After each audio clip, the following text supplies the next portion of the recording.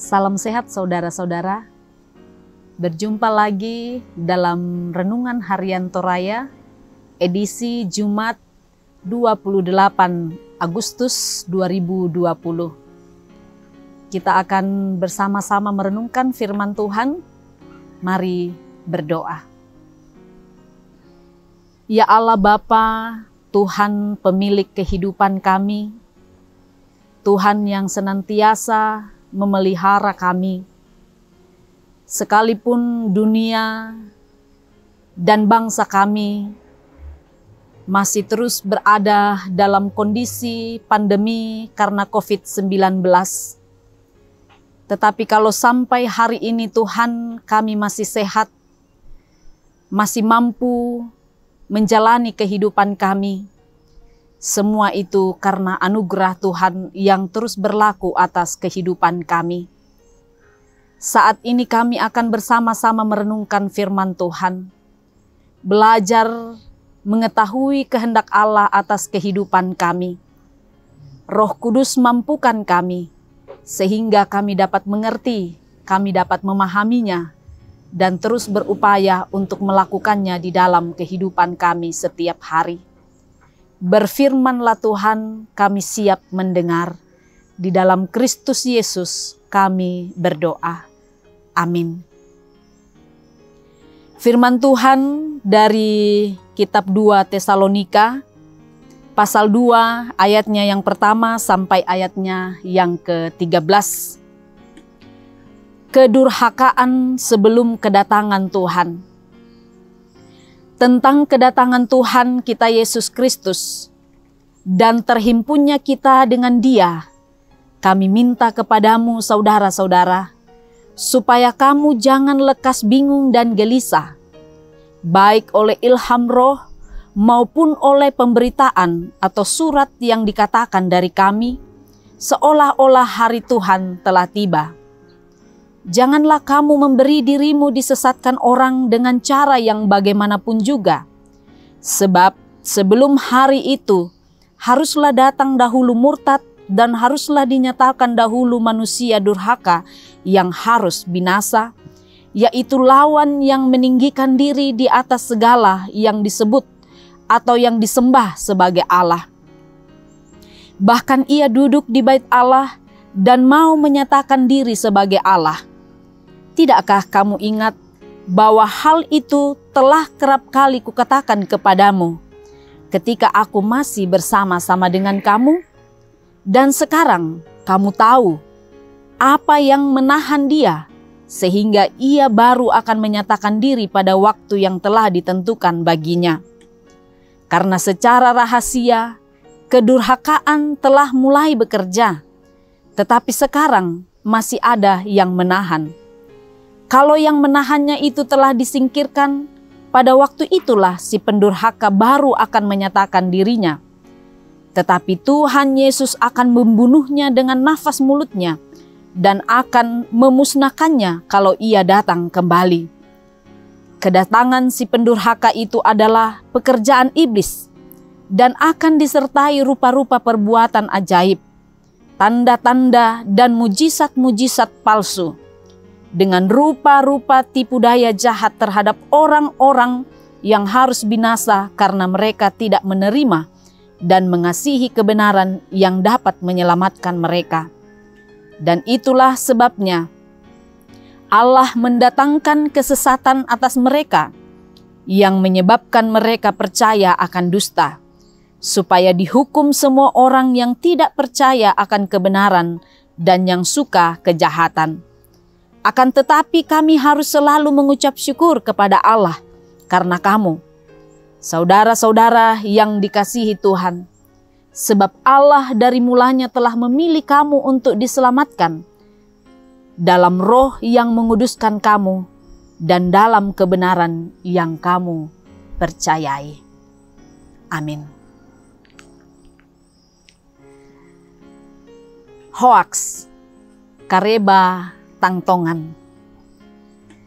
Saudara-saudara, istilah hoaks belakangan ini menjadi tren di kalangan masyarakat.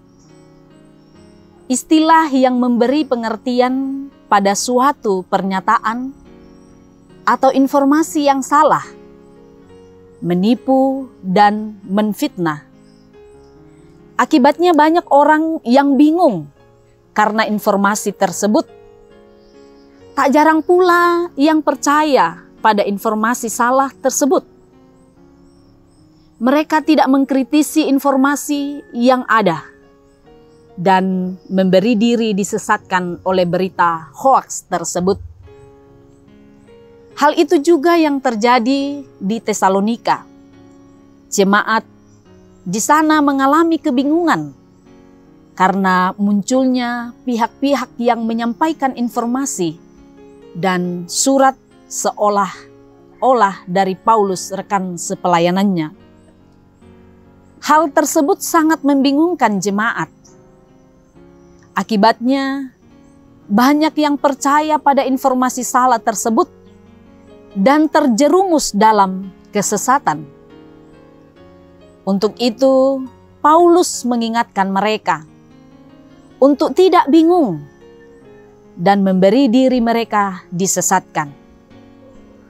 Memang, si pendurhaka itu adalah pekerjaan iblis dan disertai dengan rupa-rupa perbuatan ajaib dan tanda dan mujizat palsu serta tipu daya jahat.